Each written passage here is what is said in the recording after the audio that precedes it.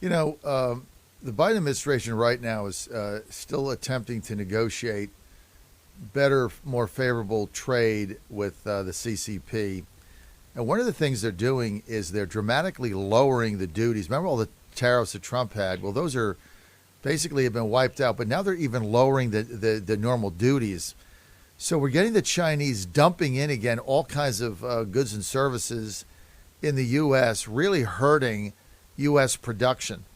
Do they have any clue of what the heck is going on out there, this regime? They don't. They have no business skills, but this is also a hat tip. This is a hat tip to the globalists and the hedge funds like BlackRock and Larry Fink, so that they can squeeze their quarterly profits just a few more pennies on the backs of American workers, steal more jobs from America, send more jobs away from America. So we're a service economy doing high value functions like being librarians and travel agents. Newsflash, that is not a high value economy. You're not a nation if you don't have borders, and if you're not making things, that make things.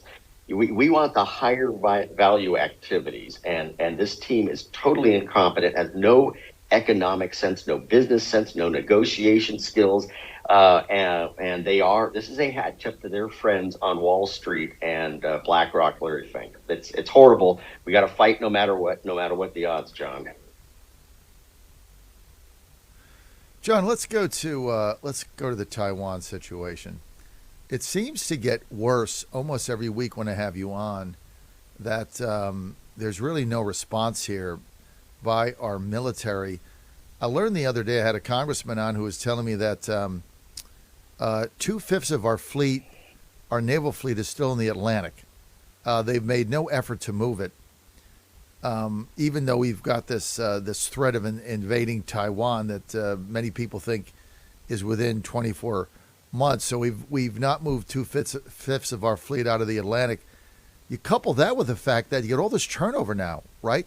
Secretary of the Army leaving, Secretary of the Navy leaving, Joint Chiefs Milley leaving. That's probably a good thing. You got all these openings. There's a leadership void in that military, and we still got our ships where we don't need them. Can you define the incompetence, the what appears to be incompetence of our military leadership right now?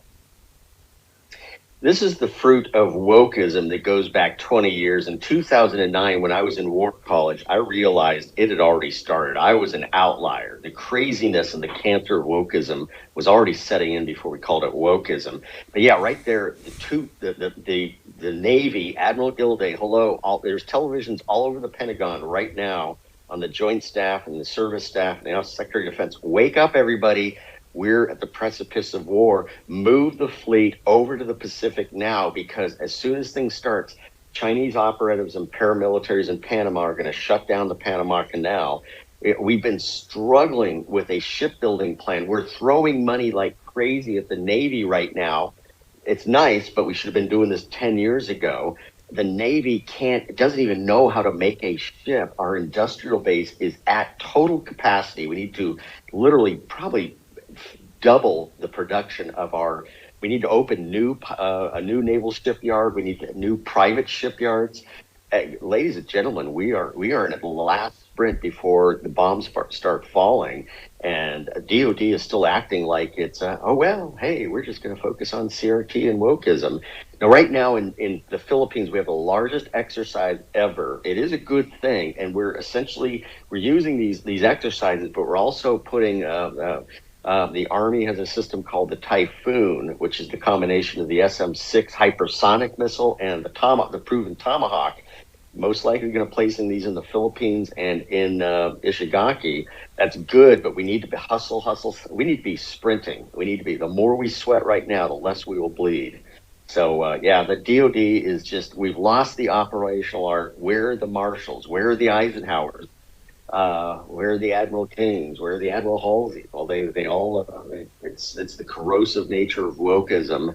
So we need to swap out everybody. Admiral Gilday, General Milley, either change something or leave, please, and let fighting generals like General Minahan, Admiral Aquilino come to the forefront. Because, ladies and gentlemen, we are headed toward a head-on collision.